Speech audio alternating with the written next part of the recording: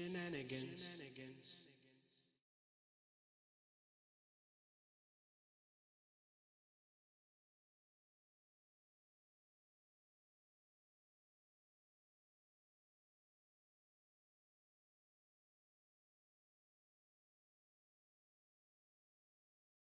Truth, lies, shenanigans. Truth, lies, shenanigans. Truth, lies, shenanigans. Truth, lies, shenanigans. Truth, lies, shenanigans. Truth, lies, shenanigans. Truth, lies, shenanigans. Truth, lies, shenanigans. Truth, lies, shenanigans.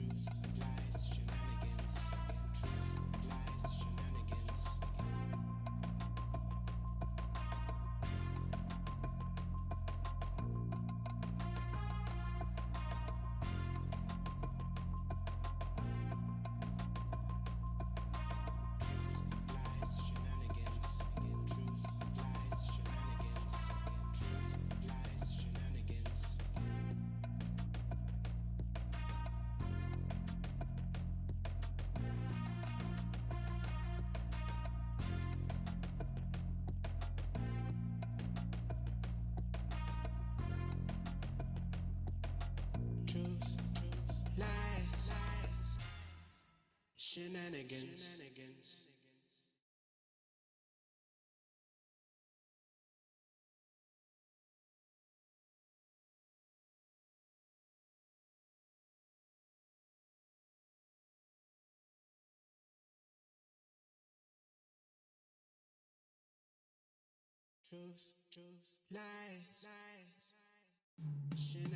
Truth, lies, shenanigans. Truth, lies, shenanigans. Truth, lies, shenanigans. Truth, lies, shenanigans. Truth, lies, shenanigans. Truth, lies, shenanigans. Truth, lies, shenanigans. Truth, lies, shenanigans. Truth, lies, shenanigans.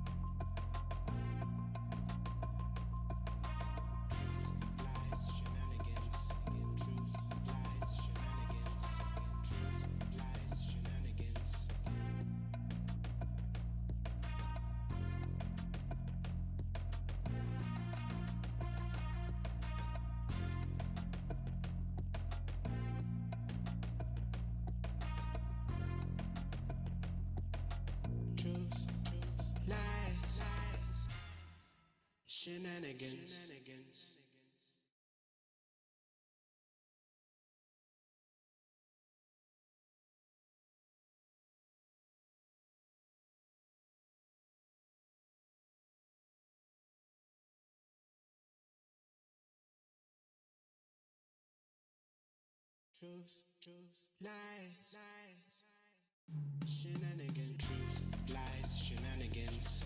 Truth, lies, shenanigans. Truth, lies, shenanigans.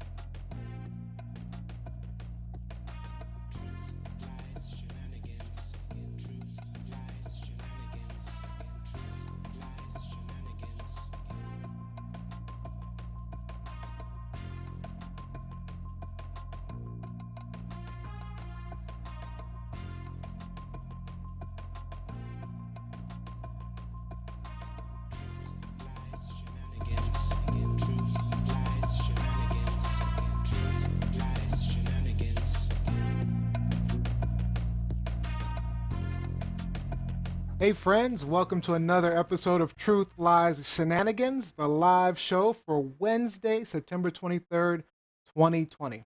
My name is Neo, and my job is to introduce you to my co hosts. So, to my left, the scholarly Miss Lizzie. Happy Wednesday. Happy hump day, everyone. How many humps can you pump? Whoop, whoop, And below me, the family man East. Welcome everybody to the show. Thanks for coming in.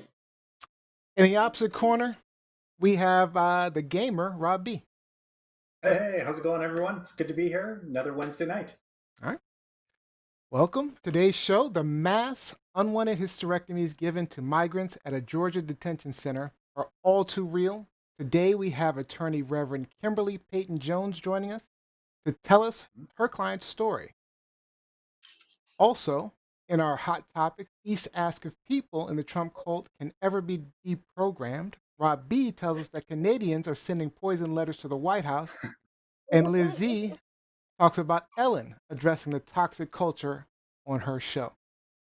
Remember, our show is streaming live just about everywhere: YouTube, Facebook, Periscope, and Twitter at TLS Live Show. And you tweet can me. watch us at www.truthlieshenanigans.com. And if you're loving our show, let's get the word out. Take a minute, think of a couple of people, a couple of friends that you think would enjoy our show, and mention them in the comments section so they can see us, especially with what we have discussing today with our guest. Um, we're certain that they will appreciate the conversation for it. And of course, we love it when you join in the conversation. We'll be checking the conversations, the comments on all of our feeds, responding to you live on air. All right, co-hosts, we have a packed show. So let's get started. Now, we got some breaking news today. The officers that killed Breonna Taylor were finally charged today, but Officer. those charges are completely unrelated to Taylor's murder. The grand jury charged Brett Hankinson with 3 counts of wanton endangerment in the first-degree shooting for blindly shooting into the apartment, but the investigation determined all of the officers' use of force was justified because they had been fired upon first. So let's make this quick. Let me know your thoughts. Lizzie? So let me just put this scenario out there. And I have no warrants out on me. I have no bodies on me, no warrants on me, anything like that. However, last week I was teaching online for my Zoom classes. I teach 5 classes a day. Teaching online, in the middle of teaching, someone comes pounding on my door. Someone that I didn't invite, someone that I didn't expect, someone that I didn't anticipate. And I'm teaching. Thankfully, at the time, I was running a movie for the students. So I was able to step away. They couldn't see me, but I went to the door with a knife because the pounding was so intense. It's like, who the F is this at my door? Yep. Like, people in their homes, first reaction is to protect themselves. And there's some discrepancy as to whether or not they identify themselves or not. But for me, I'm just like, you come to my house with all of that aggression. It's going to be on, especially if you don't identify yourself. It's in the middle of the night. What are you doing banging on my door? Yep. For those that don't know Breonna Taylor's story, who may or may not, I know we've all heard it in the news, but Breonna Taylor was in her home. She had a boyfriend that was being investigated for, I believe it was drugs. Ex-boyfriend. Sorry. Yep. Ex-boyfriend. Correction. Ex-boyfriend. Thank you for correcting that. Mhm. Ex-boyfriend that was being investigated, and she was thought to be part of the investigation. And so they invaded her home in the middle of the night when she was with her current boyfriend. Her current boyfriend had a weapon, and Illegally had a weapon. correction, illegally had a weapon, and he fired upon the intruders. There Who was some, kicked the door down. yep, Who kicked the door down. who happened to be police officers, and then one of the officers blindly shot um, into the home. So, Robbie, Killing Breonna. killing Brianna. Mhm. Mhm. Your thought? It's it's I mean it's a charge, but I don't think that it's the socially responsible charge. I don't think that it's the warranted charge. It's it's really a drop in the bucket. I don't think that the investigation should be closed, and I think that there should be more charges pressing. And just as Liz was alluding, if they did not identify themselves as law enforcement, and even if they did in the middle of the night and kicking down a door, that's a lot of commotion. And if you're being woken up by that, all you know is that someone is breaking into your home. So it's a very tragic series of events that led to a tragedy. So it's like I said, it's a drop in the bucket. Yeah. East. And the officer that was charged, he was charged for shooting into other apartments, not Breonna Taylor's Very apartment. good point. So it's to the point that the property destruction was more important than Breonna Taylor's life. Now, truth be told, I don't know all the evidence.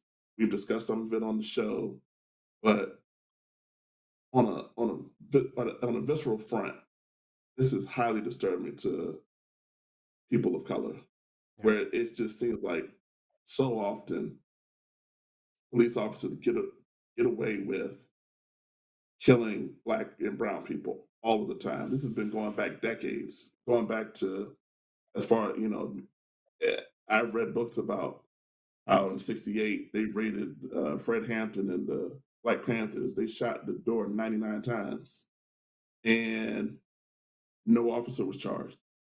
So this has been going on for decades. And I hate to say it, but I'm not surprised. I'm disappointed, slightly angry, but I'm not surprised. Yeah. Go ahead, Lizzie. It also very quickly it raises the question of what type of surveillance that they do on Breonna Taylor before they decided to exercise this warrant, particularly because they said that they didn't know or they missed the fact that she came home with the current boyfriend. They thought she was in the house by herself, when in fact she came home with her boyfriend. Also, we know that she was an EMT worker. Okay, so did they ever question her? Because the guy they were looking for did not live at the residence. Like, he may have had some past history with that residence, but he did not live there. And correct me if I'm wrong, I think he was already in custody by the time this happened. I could be wrong on that.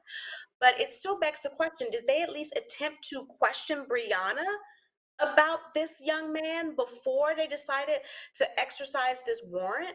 Like, there has to be a whole lot that goes before this, Yes. before you get to this extreme end result. And that brings up my thoughts on it. I mean, it's, as far as the officers themselves, I don't know that they should be charged with, maybe first degree murder or even second degree murder. I mean, certainly Reckless endangerment. reckless endangerment for sure. I think the charges don't meet you know, don't meet the scenario. But with that being said, I think there should be charges for other people involved. Like, where do they get their information? I mean, there's more people that were involved in this that are responsible.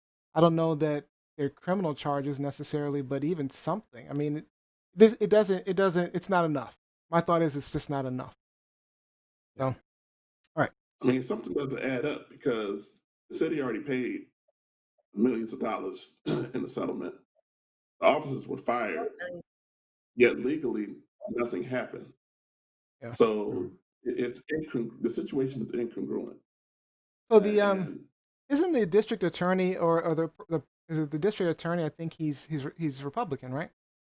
the attorney general Attorney General, of yeah, Kentucky, yeah, he's he's Republican. Republican. I don't know. I was watching and I'm listening to him when he's talking, and I don't know. I just got a really, I don't know. I just got a shady vibe from him when I was listening to him. So I don't know. Well, let me ask you this very quickly, Neo and East and Rob. Even with these three charges, do you think there's going to be any guilty verdicts that No, this officer, because he can I'm do, sorry, I I said think with it the too fast. charge, You did say it pretty fast. it's with the charges, it's 1 to 5 years, if I'm not mistaken, that he could get. So do you think we're going to see any jail time for this officer? At best, probation. Oh yeah, I agree with you on probation, but I think that there'll be something.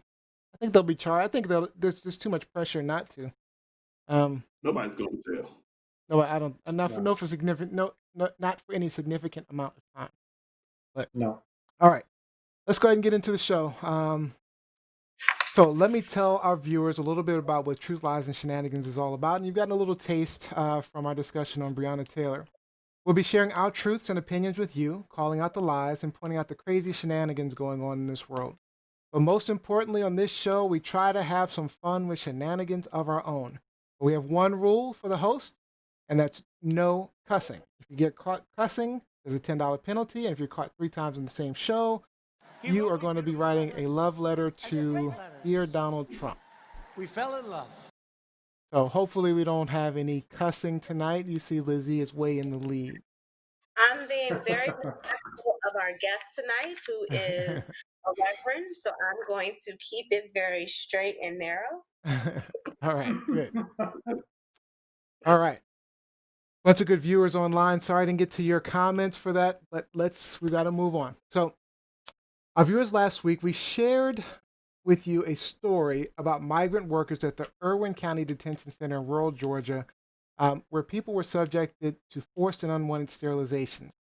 A whistleblower filed a report on behalf of a whistleblower report was filed on behalf of nurse Dawn Wooten, a former employee of the center, claiming an alarming rate of hysterectomies performed on Spanish-speaking women, who she and other nurses feared did not understand what they were undergoing or that they were lied to. Wooten claimed the doctor, who has since been identified as gynecologist Dr. Mahindra Amin, was so notorious performing these procedures that Wooten referred to him in her report as the uterus collector. This was in addition to poorly protecting migrant workers from COVID. So let me share a quick video of Nurse Wooten. I've been nursing at Irwin County Detention Center for the past 9 months this time go around. Begin to see the living conditions that they were in, things not being sanitized, coming to work, not having the proper PPE. I was told not to tell officers that there were detainees that they dealt with day in and day out that were positive. I was symptomatic. Doctor's excuse that said stay home until your symptoms resolve. I was told to come to work. I was told that when they bring immigrants in, that they were a head count for pay. And I had several detained women on numerous occasions that would come to me and say, Miss Wooten, I had a hysterectomy. Why? I had no answers as to why they had those procedures.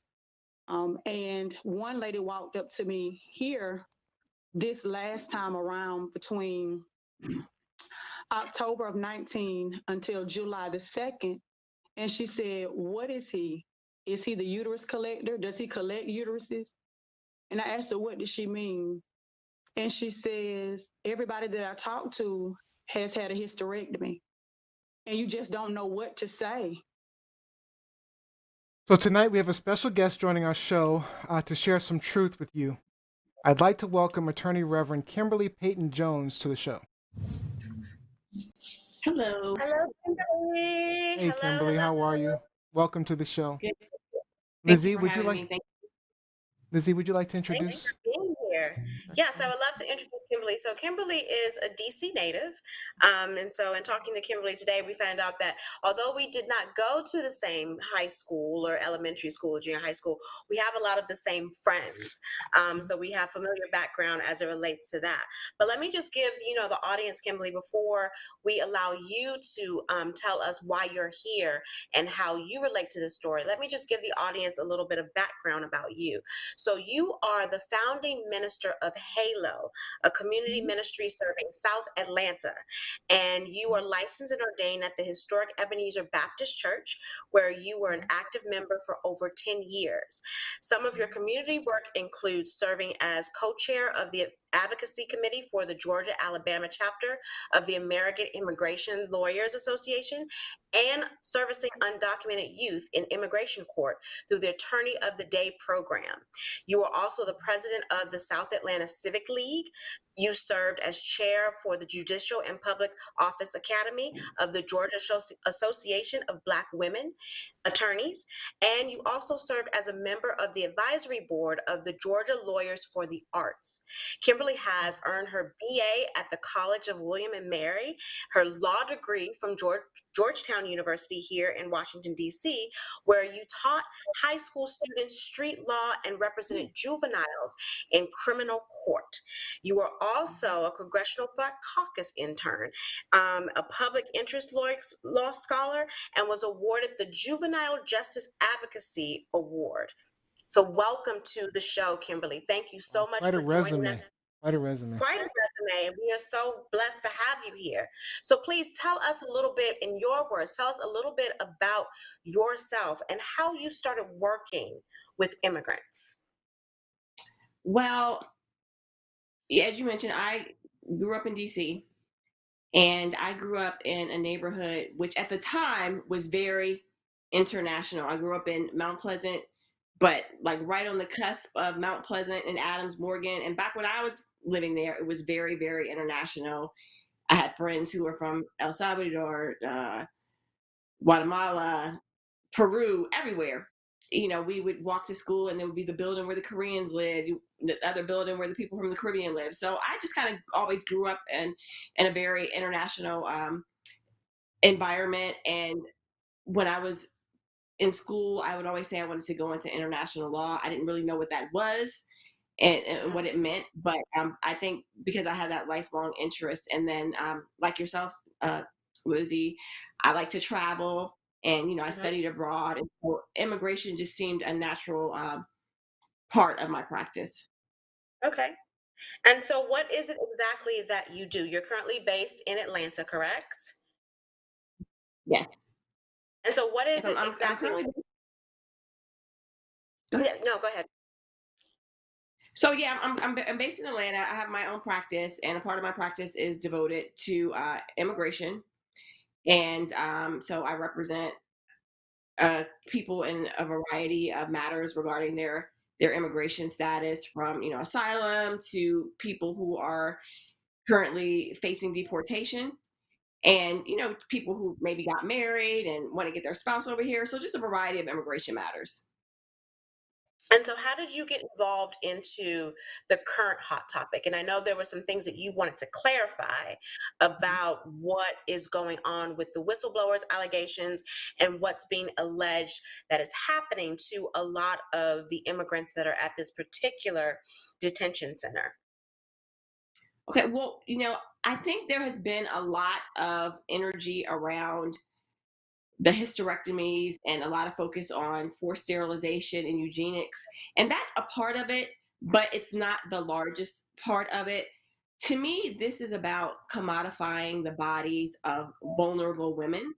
We're talking about women, we're talking about women of color, we're talking about women with no legal immigration status, and we're talking about women who are detained, so they are in very, very vulnerable positions. And so what is happening is that you have this Dr. Amin, who is taking advantage of them by giving them unauthorized surgeries. Among those surgeries have been some hysterectomies. There have also been people having their parts of their fallopian tubes cut off, but there's just been other surgeries involving women's reproductive organs that he has essentially lied to them about and coerced them into having.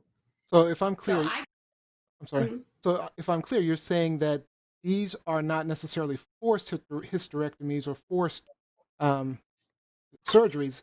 It's more that they've been tricked into them, or that they've been misled in some way to have them. Is that what? Okay. absolutely. Okay. So the way I got involved in this, I had a client who is wanting to remain anonymous because of Understood. what she's witnessed with ICE and retaliation, where women have spoken out and been subsequently deported. There was another woman who spoke out, and ICE officers beat her up in front of other people. So there is this retaliation for people who speak out. But I became involved with this. My client was arrested for a very minor charge. And had it been, she had gotten into an argument with her sister. Her sister called the police. Her sister had her citizenship, and my client was undocumented. Now, had it been one of us, we would have gotten arrested, gone in front of the judge, gotten a very nominal bail, or been let out on our own recognizance, and probably eventually got those criminal charges dismissed. Now, in her case, we were able to get the criminal charges dismissed. She was charged with simple battery, which could just mean you push somebody. It can mean you put your finger in somebody's face, or, simple battery. And it was her sister. So her criminal charges were dismissed. She was detained at the end of September of 2018, and we had her criminal charges dismissed in early January. It was a little delayed because there's time for them to assign a prosecutor, and then we ran into the holidays, but they were ultimately dismissed.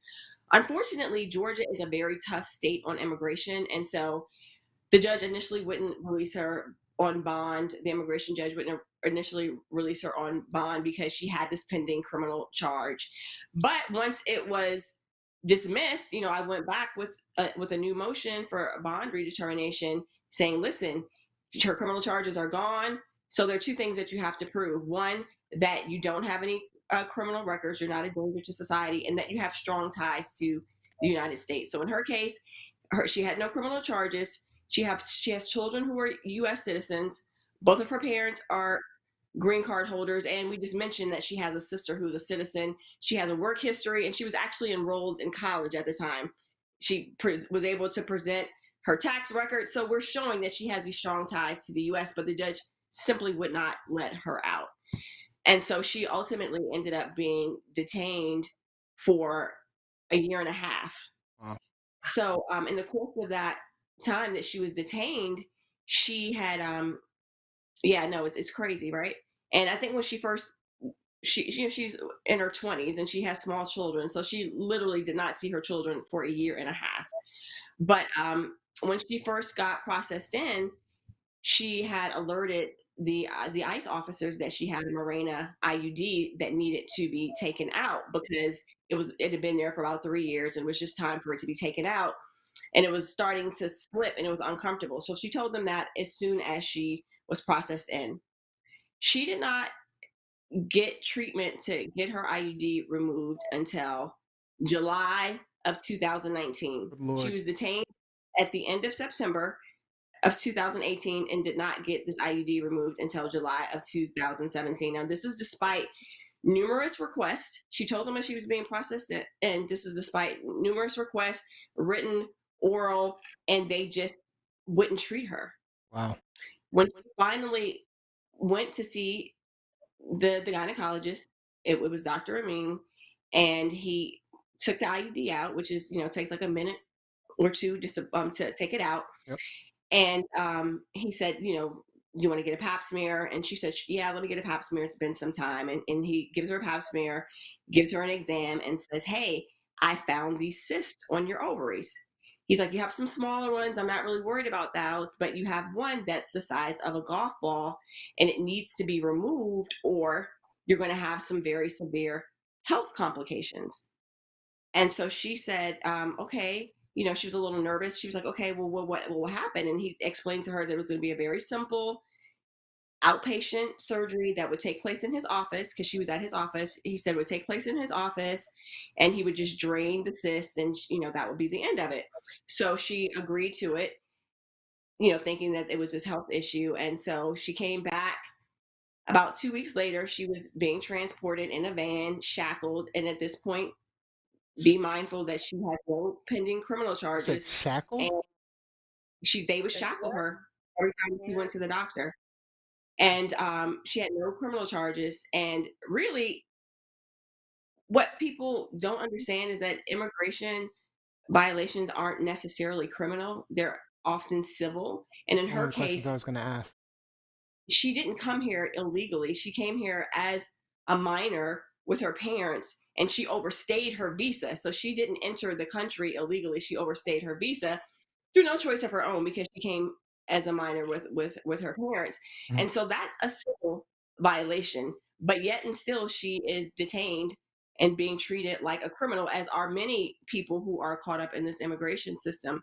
Yeah, I was going to So in ask you. any So what? sure. What are I mean, what are the rules for detainees? I mean, what are the rules for detentions like that? I mean, what are they being detained for in general? There, Or what are they intended? I'm sorry. Let me ask this: what are they intended to be detained for? What is a detention center supposed to do versus what they actually are doing? well, I mean, it's supposed to be like any other place where you're detained. Either you're awaiting trial, or in this case, they're awaiting to be deported. Hmm. Now, what happens practically is that, you know, particularly in Georgia, where this was, is that Georgia has a very, very low rate of granting people asylum. They've been sued by the ACLU. So most of the time, when if you end up detained, the odds are against that you're more likely than not going to be deported. A lot of times people choose to take voluntary departure so they can just leave and hurry up and get on with the process. Yep. But they're usually awaiting trial or waiting deportation. And so she was, she had been through trial, and we were going through the asylum process, and we were, working on relief for her. And so the day that she was going to get her cyst drained, she's in the van with another woman who the doctor has told has cancer in her uterus. And the woman was like, "Oh yeah, we're going to go to the hospital." And my client was like, "Oh, I'm not going to the hospital." And she's like, "Yes, we are. We're on the way to the hospital." And she's like, "Well, maybe you're going to the hospital, but I'm not going to the hospital. I'm just going to his office to get, this cyst drain. It's not a big deal." Well, lo and behold, she ends up at the hospital, and she's like, "Well, what am I doing at the hospital?" And they tell her, like, you're going to have to get this cyst, and we're going to have to put you under general anesthesia, and we're going to have to cut you. And she was like, "Whoa, whoa, whoa, this is not what I was expecting." She's like, "Well, can I have some time?" Right. She's like, "Can I have some time to talk this over with my attorney or think about it for a day or two?" And the nurse was like, "Well, you can do that if you want to, but if you do that, you're going to be putting yourself in danger. This cyst can burst and cause you all kinds of problems, and it'll So she was probably take a pressured. long." Yeah, she was like, "It'll probably take a long time for ICE to approve the surgery, if they do it at all, because if you're electing not to do it, then that means that you're not really having that many issues." They almost gave her no other And, option. right.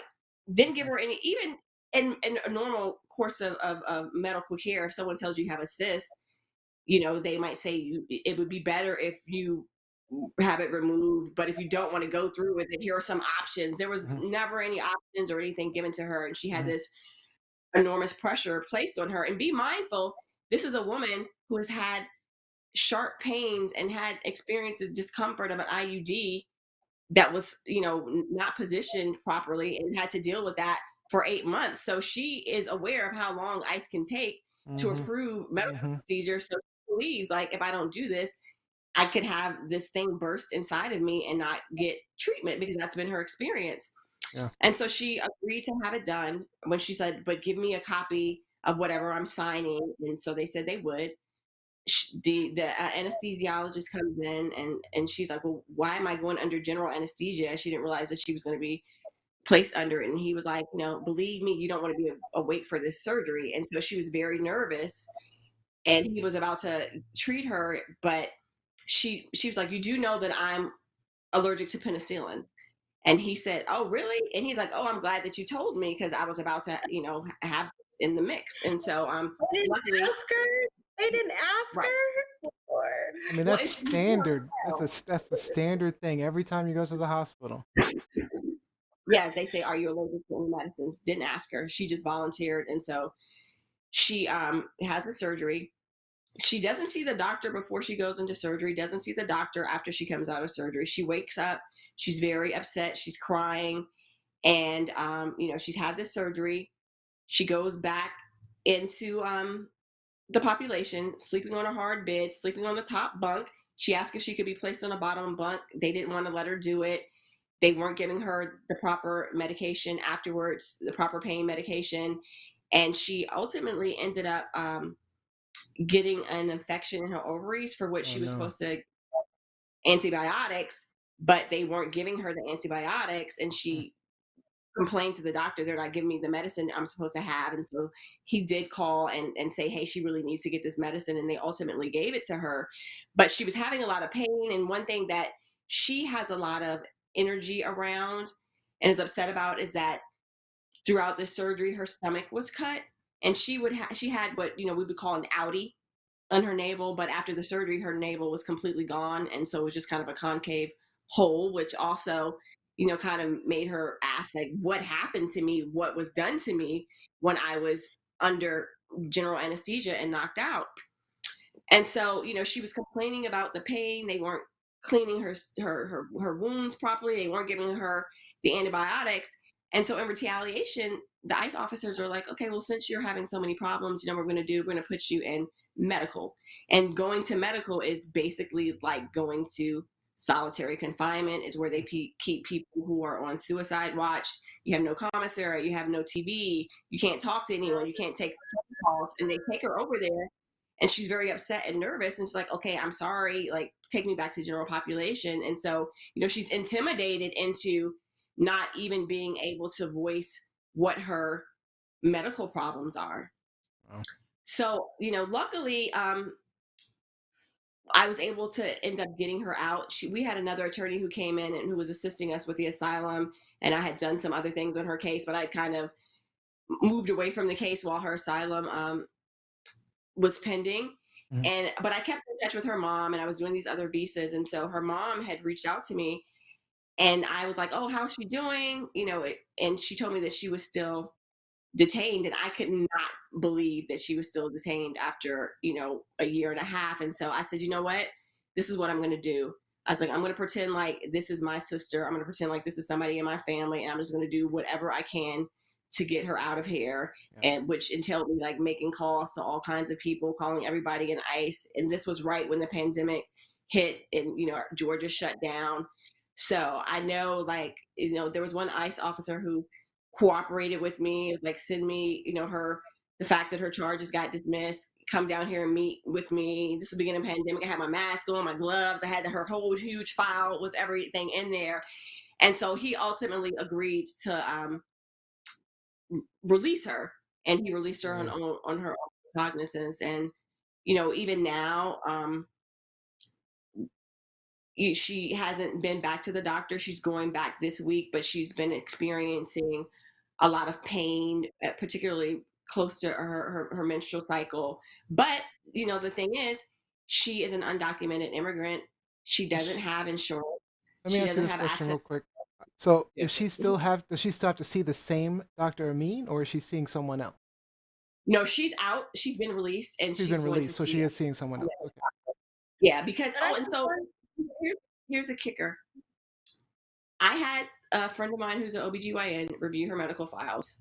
Mhm. And we also, through our American Immigration Lawyers Association, have some doctors who are working with us who have reviewed her medical files.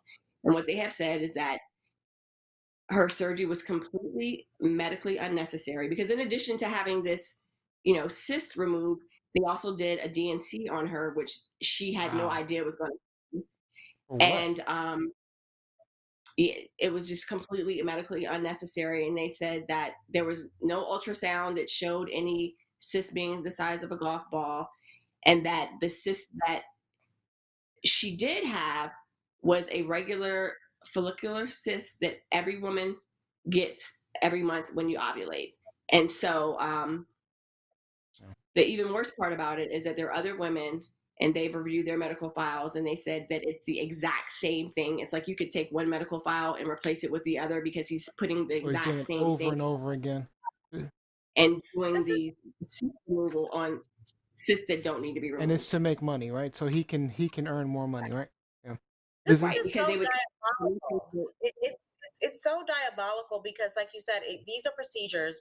These are invasive medical procedures that are unnecessary and that are causing extreme harm. But also, if you think about the main story, like remember, and you clarified some of this last week, the story was about hysterectomies. And then as it started to come out, okay, well, no, it's not really hysterectomies in the majority of the stories. Then people turn the page. It's like, okay, well, it's not hysterectomy, so then we don't need to care. There's nothing happening. There's no wrong being done to these women. So let's go on to the next story. Whereas clearly, even though, a uterus hasn't been removed, there is still a lot of medical malpractice and trauma going on here.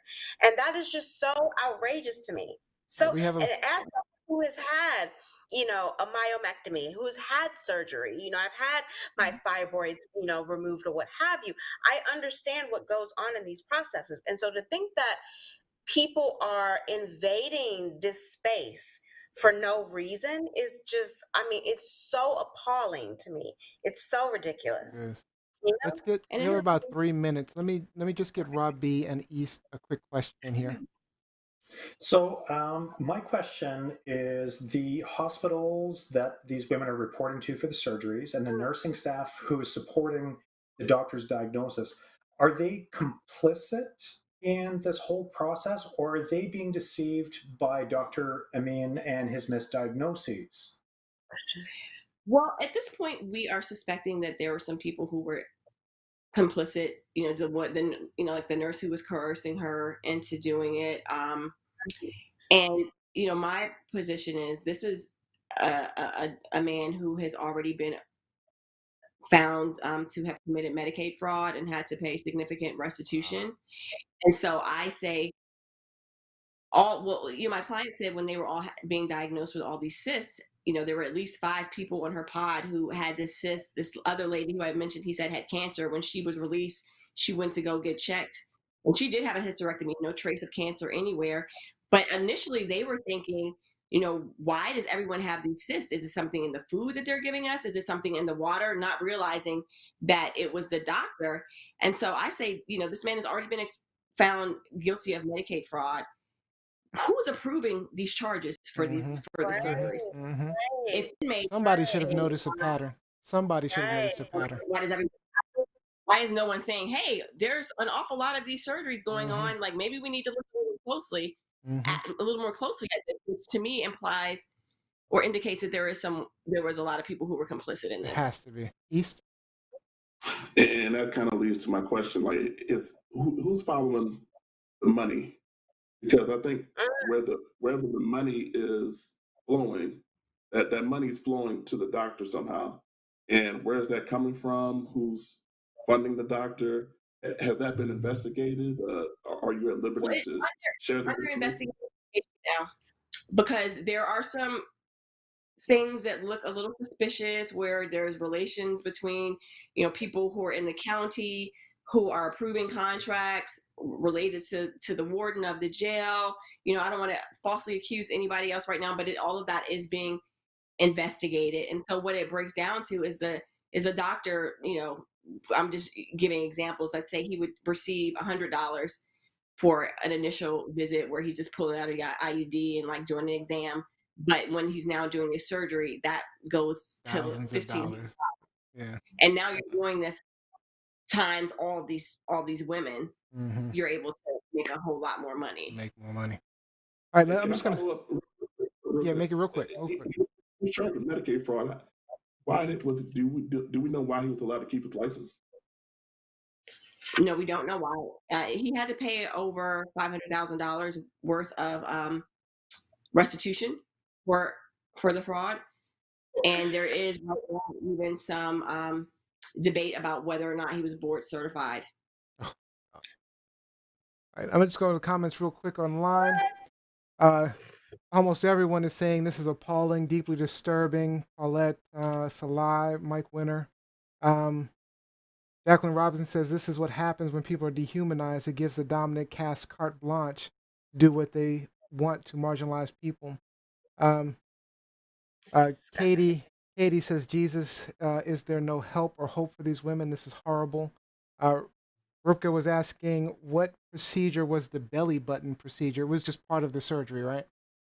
Yeah, that was part of the surgery. and that's one of the things we want to figure out, why that kind of incision was needed to was made for what was supposed to have happened. And I will just say quickly, we are working, American Immigration Lawyers Association, we're all working really hard. We've testified to Congress. Congress is opening up a formal investigation. We're working to get the women who have had these treatments released and have their deportation stayed, at least until the investigation is resolved. So we are working to get justice for these women, in addition to my own. Then final comments here from Marjorie Lorraine. Um, we need more female providers. It's not difficult to file a complaint against a provider. Look at the back of your insurance card and call the member services that are obligated to investigate. So yeah, so we have to shut it down. But Reverend Jones, if you have any last comments, feel free to share with us. Well, I just want to say quickly, because I appreciated the fact that you showed the clips of the nurse there and what my client indicated about Nurse Wooten. She's a hero. She was brave enough to speak out about this. But she said when they were in there, she was the only nurse that was always following up with them to make sure they had their medication. She would stay late to make sure they got their proper treatment. And like, she was the only person that showed them any compassion while they were in there. So, thank her for her bravery and the courage to speak out about what was going on in there. Yeah, she's amazing. I mean, we need more people like that. Well, and I was just gonna say, also thank you too for your fortitude and for just keeping up with this story and representing these women in their struggle. I mean, obviously these are horrible atrocities that are taking place, and that a lot of people in this country turn a blind eye to because the victims are vulnerable. The victims can't speak up for themselves, and like you said, a lot of them are undocumented. So why would we care? Well, we are all humans. We should care. So thank you so much for being an advocate for these women and giving them a voice and hope. And well, thank you all for having me. I look forward to seeing more episodes of your show. Yeah, we'd love to have you back to get an update on this as well. So we'll keep in touch with you because we want to kind of know what comes out of this, especially when we comes back with the investigation. So right, we'll definitely keep in touch. Thank you so much for joining us. We appreciate it. Thank you. All right. Thank you, Kimberlee. All right. All right, guys. Lot of information. That was a lot. It's a pretty appalling story, really. Yeah. Actually, one of the questions I should have asked her was, I'm curious how old her client was. I don't think we got that from her. But I think she said, I think she's in her 20s. Yeah. And has young kids is what I got from that. Okay, good. Yeah, that's what she said. Okay, good. Yeah. Good. All right, so we're going to move on to our hot topics. We have very little time, so let's move quickly, guys. So let me tell you a little bit about the hot topic. Truth, lies, shenanigans. Each of our hosts comes with a topic in the news they want to discuss. They'll tell us about their hot topic, ask a question, and we'll start our timer. Our host will discuss. Once time is up, we'll see our friend Gingy, and he will let us know that time is up. And we'll move on to the next host and the next topic. Talk about what they want. So I'm telling you, Rob's probably got some moves. He's shown us his moves a little bit, and he's a musician. So yeah, that's true. He should have some moves. All right, make sure you're sharing your thoughts and feelings and questions because we will be listening and responding to as many as we can. So we're going to start today with Rob B. Is this a truth, lie, or shenanigans, buddy? This is a truth. This is a truth, and definitely shenanigans behind it for sure. A Quebec resident named Pascal Ferrier was identified as the suspect that sent the letters that contained ricin to the White House and various locations in Texas. For those who aren't clear, ricin is a deadly extract from castor beans, and there's no known antidote for it. Are we saying she tried to put out a hit on someone in the White House? That is correct. I believe in a few years ago, there were some ricin envelopes that were sent out to the Clintons and Obamas as well, and a bunch of other politicians. So this is really a repetition of the same type of ploy. So whoever caught it, and now it's been traced back to this individual. So they're telling you that this is a Canadian. This is a woman from Quebec. Canada did it. So she has been she's had Canadian resident or Canadian citizenship since November 2015. Prior to that, she's from France. So she moved to Little France across the pond, and she is French. She's not Canadian. She did spend some time in the States. In 2019, she was in Texas, and she was charged with unlawfully carrying a weapon, knowingly using a fake driver's license, and she spent 3 months in jail. So she is familiar with your system.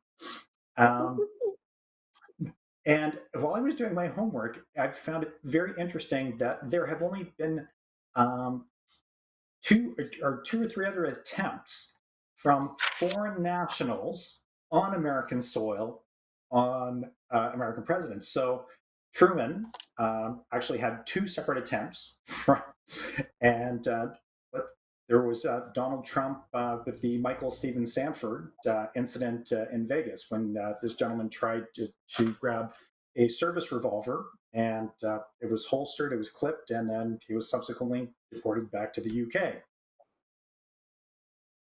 I mean, to me, this is just incredible, absolutely incredible that the Canadians are trying to put a hit out on our president. You guys are trying to poison our president. You know, this is appalling. This is awful. I just, why would you do that? Why, Robbie? Go ahead, Lizzie. Mais pourquoi? Oh, wait, did you ask a question, Robbie? What did you? I said, mais pourquoi? Why? Is that the question? No, go ahead, Lizzie.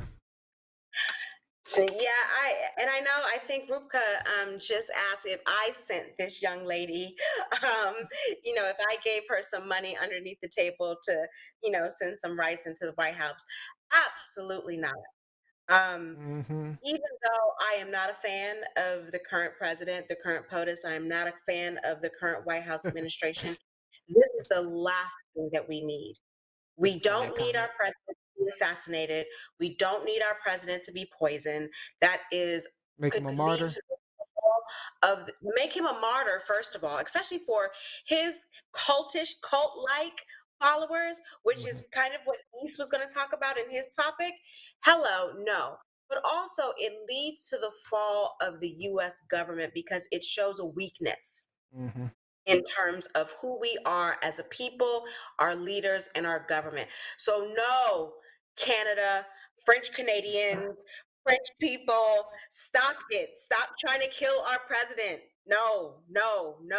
He's 70, he's senile, he will die of natural causes. Let it happen naturally. We don't want any of this outside interference. East? I know he's your boy. I know he's your boy. You almost not me this time. I thought we were cool. Wasn't me this time, though. I mean, we got enough foreign nationals involved in the election. We don't need somebody trying to kill the president. I mean, come on. Let's try to solve our problems on our own. Hopefully, come November 3rd, we vote this man out. He can go quietly in the night, and we can go on about a business and wake up from this 4-year nightmare. So I'm gonna walk on eggshells here because I'm gonna speak like this. I don't necessarily agree with you guys because because I don't want this. I don't want this to be seen by like the Secret Service or something like that, and then come back saying I said something. Right. So I'm gonna be very, very careful. So I'm gonna just say that I mildly disagree with both Lizzie and East, and that's all I'm gonna say. And I am going to say with a lot of fervor that you are wrong. Fair enough. Do not need an assassination of our leader, of our POTUS. I didn't say that. I want to be very clear. Those words never came out of my mouth. Just saying I disagree. I'm going to say neo in your implication that you are wrong. Not what we need at all. I mean, our government already looks weak. Okay, we're You're right. already That's the what I'm last. saying. I mean, I mean, right. And so Exactly. the idea that a foreigner, I'm sorry, is she a French Canadian? Is she a Canadian? Is she a French woman? You, How are we you had it French. You were correct. You could stop right there. French. Canadian. Ooh. I'm with. Not No, even 5 Marjorie, I years into can't the club. explain in She's not a real detail one. because I don't want to get attacked by Secret Service. But I'm with Josie. Jose. I'm sorry, with Jose. She said she's. Is it a he or she? Jose? That would be my wife, Jose. Oh, I'm sorry. Yes, Jose. Yeah. So, Jose, yes. Thank you. I'm going to say thank you. Now, this is the last thing we need is a topple of the government. I mean, that's true, though. 100%. I mean, I can't truly, totally disagree with you. I mean, we don't need any martyrs. We don't need a government toppled. We don't need Pence. We don't need it. And if But I something can like this would dream. But I can dream. dream a little dream, right? If something like this were to happen, the GOP, Trump's followers would point the finger at the Democrats. This would be our fault. Yeah. And if you guys think that there is uprising in the streets now, none of us would be safe because he's already implored them to be violent. And he's already kind of put the seed in their brains that they have it out for me, they could harm me. Yeah. So do not be afraid. If something happens to me, do not be afraid to bear arms. He gave the young man in Wisconsin permission, basically said you were justified in shooting those people in the street. So imagine if something were to happen to him, the type of justification he would give his supporters to turn those rifles and those AK-47s on the rest of us. No, this is not what we need. Canadian, it might be what we people, want, take care but of not your what own. we need. Take care of your own. Put her in jail where she belongs. What? See? And that you had her in jail. You had her in jail. You should have kept her in Texas. Well, why do we think they set her free? Could it be I a know, little right? bit of The Democrats. a little bit of privilege? No, it was a Democrat. You know? It's definitely a Democrat. All right, few comments. Few comments online. Mike Winter said he would be so humiliated when he loses to Joe Biden in a landslide. Let's focus on those efforts. Marjorie asked me to explain, as I mentioned. Can't do that. She also said Canadians are too polite to try to poison someone. French, see? French. Liz, You guys do you remember? The French aren't too polite. Come on, do you not remember freedom fries? Americans know how to be angry at the French. Just remember that. All right, Lizzie. Truth, lies, or shenanigans. Let's get your topic in. This is, I guess it's all truth. Based on some people say they're lies, but it's mostly truth. So Ellen DeGeneres, who is the famous host of The Ellen Show on NBC, she had a very rough pandemic season. She had a very rough summer in which a lot of her employees came out and said that she supported and was a part of a toxic work environment on The Ellen Show, including producers, including other staffers, including Ellen herself. So there was a lot of back and forth on social media, people making allegations about her producers being mean, some of them being racist, some of them being misogynistic. There were various clips and videos shown of Ellen in which she allegedly was mean to guests. The one that got me the most was, she was kind of mean to my girl Mariah Carey. So Mariah Carey had just had a miscarriage a couple of months prior, showed up on Ellen's show and thought she was pregnant, and Ellen basically was like, okay, prove to us that you're not pregnant, because Mariah was not ready to announce her pregnancy. So she was like, okay, drink this alcohol to prove that you're not pregnant. And so it was a lot of kind of mean girl stuff. And I didn't really watch the Ellen show. Did you all panel? Yeah. Did you watch? Hmm. You Funny were to me. fans. I like You were Ellen show. mean. You think I'm mean, but you thought Ellen was okay, right? I mean, I thought she was joking, but I Mm. mean, that's her type. That's the way she. That's her humor. Her humor And is that's kind of why a degrading humor. I She's a don't like comedians. She is a Um, sarcastic comedian. It's Yeah. her way of that was her claim to fame. That is her medium. Yeah. Absolutely. That's her and type of humor. And that's why I Mhm. don't like comedians, because I don't think everything is a joke. And I don't think you have to outwardly be mean to people under the guise of ha ha ha ha ha, it's all funny. But there were a lot of allegations. And, she was taken to task in the media, in the public, especially on social media. So she came back from this, very tough summer and spring for her. With her first show since pre-pandemic. She came back on Monday and she gave an apology I have a video of that to which, if you want it. oh, please give it. As you may have heard, this summer there were allegations of a toxic work environment at our show. And then there was an investigation. I learned that things happened here that never should have happened. I take that very seriously, and I want to say I am so sorry to the people who were affected.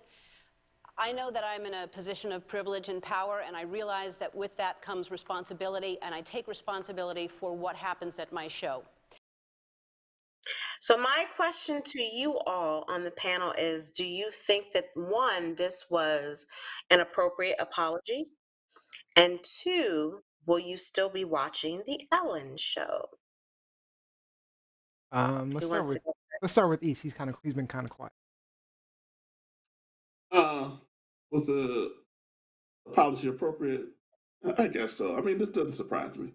I mean, I just think that when people get to a certain level, there's a certain level of a-holeness that they have where they're just kind of aloof and kind of separated from the others. So I'm not surprised that this occurred.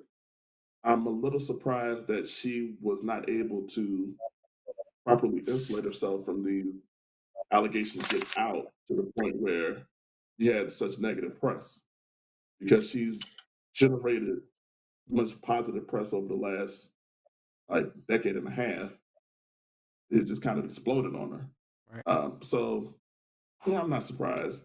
And I was a big fan of her giving away stuff, because she seemed to give away money to people who were less fortunate. But outside of that, I don't care about the show. So it's not going to move me either way.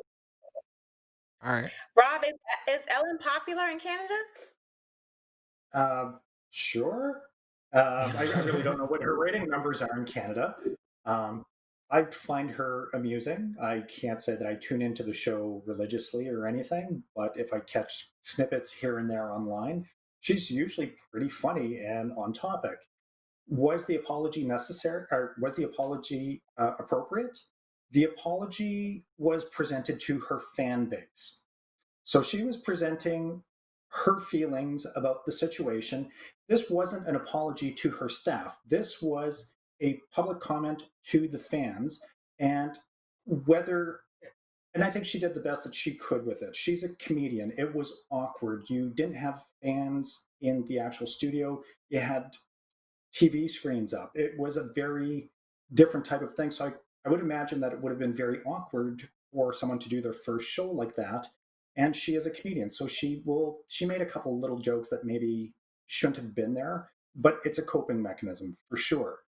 The real thing for me, and it's none of my business, is now how is she going to go back and run the show? How is she going to be with the staff and the people? I know that there was a promotion. Her DJ is now an associate producer or an executive producer.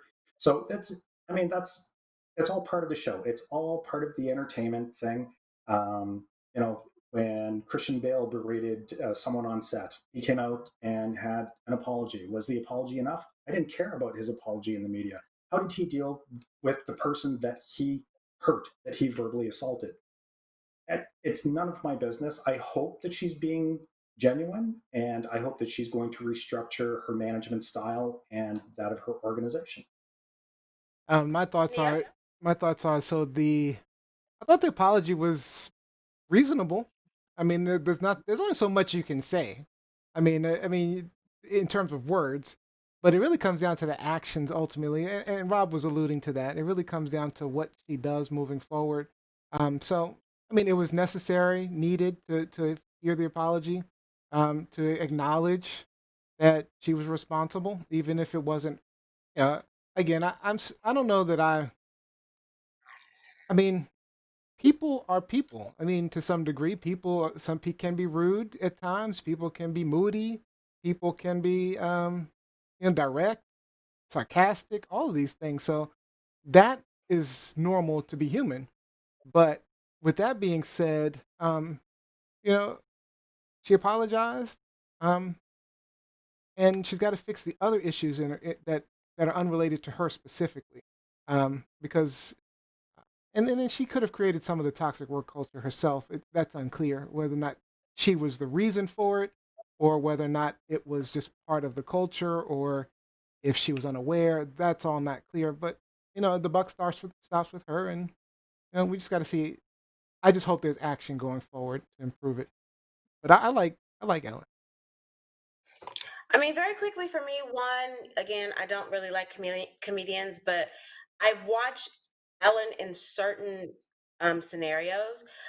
The most I watched Ellen was for her Halloween haunted house show every year. Love that, where she would have her producer go in and be scared, the bejesus, the Beyblade scared out of him. Love that. For me personally, I think one, we can't expect people to apologize without accepting their apology. So if we're not going to accept people's apologies, then let's just do away with apologies. And I agree with Rob and Neo here. Like, if she's apologizing to her, in addition to the public, if she's apologizing to her staff, then I'm all for it. Um, I just want people to understand, like, if your name is on the door, then you are responsible for both the good and the bad. And so whatever happens, it all falls on you. Point blank. So hopefully October 31st, I'm going to see a haunted house on Ellen and be able to laugh my ASS off again. So close. Almost got her. All right, so a few comments online. Let's see what we got here. I'm shocked. Allegations. This is from Marjorie. Oh, by the way, East, can you get the scoreboard together while we're going over this? I'm shocked the allegations only because Ellen has a reputation for being nice. I'm saddened that someone that I want thought of as being nice is not nice. I won't be watching the Ellen show. And added, and then Rupka says, and added, China did it. Marjorie says accountability. Mike Wolf says, doesn't matter in the apology, it matters how people are treated going forward. Rupka says, bye, Ellen, go away. I will not watch her show. Mike Winter says, he could have pulled a Trump and said she takes no responsibility. So, all right. So, unfortunately, we're going to have to skip on East's topic today. We're going to talk about Trump and the cult of Trump. They're going to be around forever. They're going to be around forever. So, Yep. So maybe next show, East will bring that to you guys. So, but that's going to be our hot topics for today, guys. Truth, lies, shenanigans. But we have to leave some time for the cheating game. The cheating game. All right. So today's game is Shenanigans password. I'll be texting each of you 5 words, and you will have to get the other co-host to guess your word using your word. You cannot use any part of your any part of the word, and you cannot use your hands or any part of your body for gestures. What? We'll have. Hold up! You can't use your hands. Just talk. Just gotta talk. No hands. We'll have 3 rounds, and you'll have 60 seconds to get your host to guess the word. All 5 words. For each word guessed correctly, both the clue giver and the guesser will get a point. Ooh. Make it interesting. All right. So we're going to start with Rob B. And Rob B, I'm going to send you your 5 words right now, and I'll tell you when to start. All right. Got him. You're all set? Yep. All right. Let me pull up the timer. Talk to me, Rob. All right. And go. Someone that you send away to convert people, or your favorite, or a basic position. What? Missionary. Correct. You. East. Going to the local rub and tug and requesting satisfaction at the end is called a... Happy ending. Correct. East. So that was so contradictory. You're talking about a missionary and a happy ending. Oh no, Yeah. don't run out of time. Run out of time. Keep it going. You never want this to break, or you may have consequences in 9 months. Water. Condom. No. Condom. Correct. Lizzie. If you're flirting using your eyes and your eyelashes, you might use a... Not bad. something that you will always remember. Natalie Cole song. Unforgettable. Oh yeah, she you. got it in time. Look at that.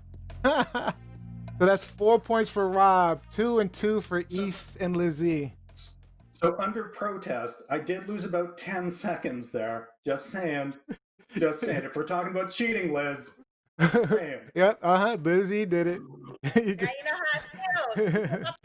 My brother, equal opportunity. All right, we're going with that. we're going with the young woman next. Ready? I'm Lizzie, ready. Send it. sending it to you right now. Hold on. Let me know when you got it. Okay. So You said you need a second, East? Hold on. Yep. Oh, you got it. I'm ready. All right. okay, my gents. Go ahead. Snip, snip. What is that? Vasectomy. Nope. Nope. Scissors. When you're a baby. When you're Umbilical what? cord. Nope. When you're a Circumcision. male baby. Circumcision. There you We'll go. go with that. That works up. All right, what's next? What do you do to cut something? What do you use? What instrument do you use to cut Scissors. something? Okay, so what is the verb of scissors? Scissoring. Yes, correct. Next. Gosh, blank waters, not deep. Dark waters. Oh. Troubled waters. Say again? Troubled waters. Nope. No, not deep water, not a lot of water. It's Shallow. Shallow water. Yes. Next. Good. 10 seconds. Okay. Red tooth. What's the opposite? Yep. Use word tooth. Hold on. Oh, man. All right. All right. 3 for Lizzie, 1 each for East and Rob. Wait, who got the? Oh yeah, 2. Rob got 2. Rob got 2. All right. Let me see. Let me get while you're doing that, East. I think my see again cheating. My words were much harder than Rob's words. I wanted you to get to the last Ending. one so bad. I should have put it first. Let me see. I didn't even look at that one. I didn't scroll down. Matter of fact, I should have. Okay, so I should have done this actually. Hold on. Let me show everybody. So this was Rob. Oh yeah. Rob's words. You know what? Wink. I think I need to have like an actual Native American come on this show and blast Neo. That's what I need to do. Oh. That's what I need to do. All right. East, you ready? I'm about to send it to you. Come on, Yeah, Sheridan. Come on, East. Let me know when you got it. Huh. How you say it like that? Huh. All right. Are you ready? Let's go. I can't pass, can I? No, you can pass. You can just Okay. do whichever word you want in whatever order. All right, I'm gonna go with the second one first. Go ahead. All right. Slippery. When wet. Glide. Use Black the kind of WD-40. What? Lubricant. We'll go with it. We'll go with that. We'll accept it. All right. Yes. Uh, You got lube, but you couldn't get condom, people. it's where you go to pray if you're a Buddhist. Synagogue, temple. Yeah, temple. I think Rob got that first. Lies. We're going to replay. Go ahead. You got time. You got time. We'll go to tape. It's not a piano, but an electric piano. Organ. A little smaller. Keyboard. Yes. 2 seconds. Ping pong. I think Rob B might have run with this one, right? It's been a while. So East skip. Let's see what you skip. What did you? Those were East words. Lubrication. Why you skipped the first one? You could have done it. I have faith in you. I wasn't that one. Proposing for the next game show. I will be the host of the game. That's a good idea. I like that. So then I'm I down. get for a moment because this is getting ridiculous. We're gonna do it. We're definitely gonna do that. Well, Rob blew you guys out, so it wasn't even close. We don't need instant replay. Thank you. Good job, Just be Rob. happy for me, Liz. I'm so happy when you win. Come on. Whatever. You got women sending Ricin to my country. Hello. All right, guys, let's get in some shout outs. All right, Lizzie, shout out. I mean, I guess shout out to Jackson State University. They have a new football coach in Deion Sanders who's deciding he's going to go celebrity primetime and hiring Terrell Owens and Warren Sapp and not any legitimate coaches other than that. So hopefully they'll get it together down there. But, good for Jackson State. It's a lot of buzz for the school, and that's what's needed. So good for them. All right, Robbie. Oh, wow. My mom's giving me props, so I've got to give a shout out to my mom. That's awesome. A shout out to friends and family that have tuned in again this evening. Shout out to our regulars that are always tuning in and commenting. Your comments really help drive the conversation. It's very encouraging to see you all week after week. Thank you so much. And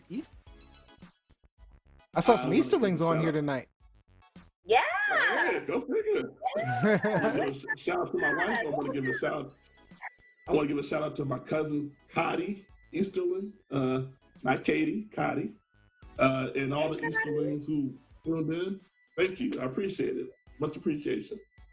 All right, we got Brenda Rita online, Paulette Bertrand, Mike Winter, Marjorie, Kevin Thaxton was on with us. Rupka, special shout out to my son who's tuned in live for the first time. Oh, nice. Hey, son. So what's his name? What's his name? Zach J. Nice. Zachary, yeah. Zachary. Hey, Zachary. Oh, there we go. Zachary Bertrand. I see him. Hey, all right. You would remember him from the Warhawk days as Zach J. Oh, okay. The Warhawk days. Okay, so I got a shout out too. My shout out goes to Deja Jones, our new assistant on the show, who just started working to get us organized and on track. She's watching tonight. And that's all the time we have. Oh, see, look, Cotty Easterling saying hello. Thank you. Hey, Cotty. All right, that's all that is all the time we have for the show today. I'd like to thank you guys for joining us. We hope you maybe learned something new or gained a new perspective, even got something off your chest if you needed to. Don't forget to like, follow, subscribe at TLS Live Show. We are Tweet me. Yeah, Tweet. definitely tweet Liz E. All right, and don't forget, we have another show Sunday, 4 p.m. with myself, Liz E, Jam, and Rob B. It's going to be our 50th episode. So we are going to have a party. 50 episodes, guys. Get some, pop some bottles. That's some right. bottles. That's right. I'm sorry you're going to miss it, East. I'm sorry you're going to miss it. All right, Rob B. You are a winner. What was your final thought? Final thought for the night. Final thought is our guest, Kimberlee. Amazing advocacy for people who are disadvantaged. A strong reminder of stepping up for the little ones, the little people that have no voice. Just do what's right. Help each other out. All right, thanks, Rob B. All right, guys, Lizzie, East, have a good one. We'll see you on Sunday.